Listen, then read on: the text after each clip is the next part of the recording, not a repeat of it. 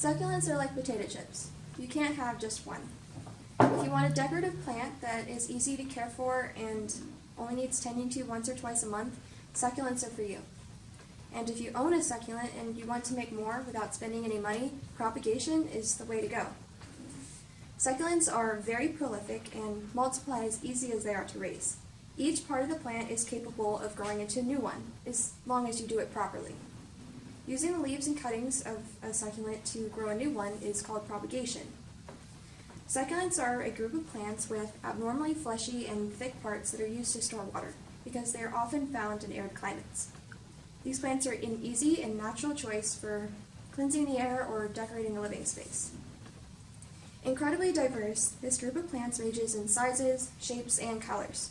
Some look like flowers, some look like grasses, and some are colorful and others are plain.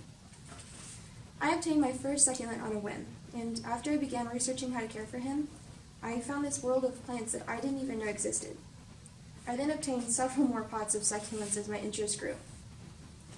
To start, the materials I need are a spray bottle with water, a healthy adult succulent, a Dixie cup, some pretty pots, and they come in a range of different sizes and shapes, and you can use your standard pots or whatever you like. And you also need a potting mix specifically for succulents, and you'll need a plastic tub and paper towels, and somewhere that you can put the plants that will be in indirect sunlight.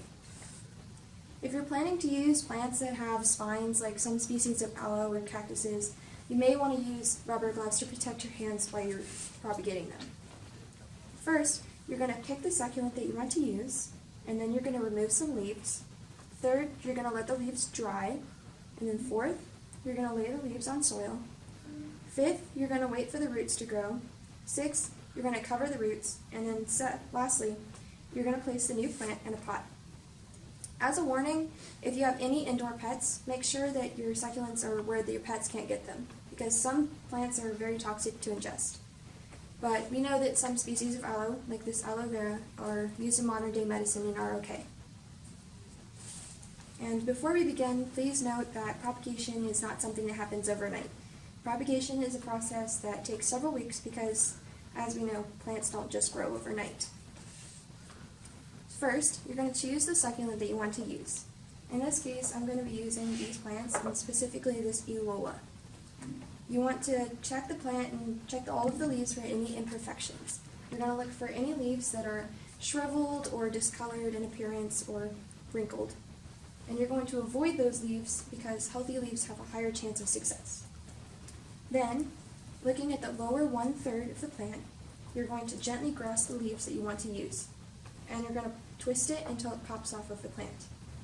Now that it's off the plant, you're going to check it again to make sure that it doesn't have any cuts, tears, wrinkles, and looks healthy in general appearance. And you want to make sure the entire leaf came off the base of the plant, because otherwise the leaf will die. Then, once that you've chosen all of the leaves that you want to use on this specific plant, you will go through all of your plants that you want to propagate and do the same. After, you're going to take your leaves and you're going to lay your paper towels in a plastic tub, and you're going to lay your leaves either neatly or just toss them in there and let them dry for 2 to 7 days. You're going to wait for a little callus to form over the tip of the leaf, like this leaf here, where you can see that there's a dark scar. Once the leaf has dried, it's ready to be watered. The next step is to lay the leaves on soil. You can see that these leaves are laid on soil, and you're going to gently spray them with your mister every day until the roots begin to grow. Once the roots begin to grow, you're going to stop watering them so frequently and water them once or twice a month. It's very important that you only water them so that the top of the soil is wet, otherwise the leaves could grow mold, they could rot, and they could die. And excess watering is very important throughout the life of a succulent, and when they're in adulthood, you're going to completely drench them and then let them dry completely before you ever water them again. So once your leaves are in soil and once they have grown roots, you're going to wait for a little shoot to sprout. And once a little leaf has sprouted from your mother leaf, you know that a new plant is beginning to grow. You're going to continue to leave the plants in indirect sunlight, and you're going to wait for this little plant to become about the height of your thumbnail. At that point, the mother leaf will begin to shrivel up and die, and when the leaf is completely dry, you're going to remove it. Now your new succulent is ready to be replanted, or if it's already in the pot that you're going to use, you can just leave it in the pot. So once your plant is in its pot, you're ready to just let it grow. Water the succulent only once or twice a month.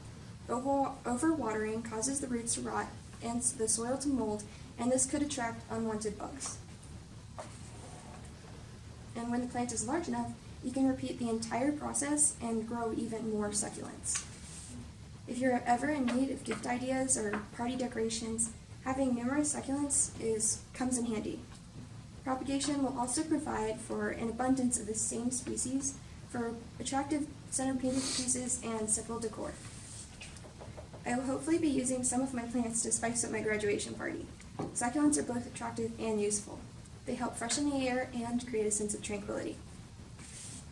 Just remember that these 7 easy steps, and if you have done everything correctly, you will be well on your way to becoming a green hand and raising succulents.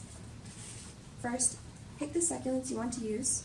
Second, carefully remove healthy leaves. Third, let the leaves dry for 2 to 7 days. Fourth, wait for the leaves to callus. And fifth, wait for the roots to sprout. Sixth, wait for the shoot and then cover the roots. And lastly, remove the leaf and plant your new succulent.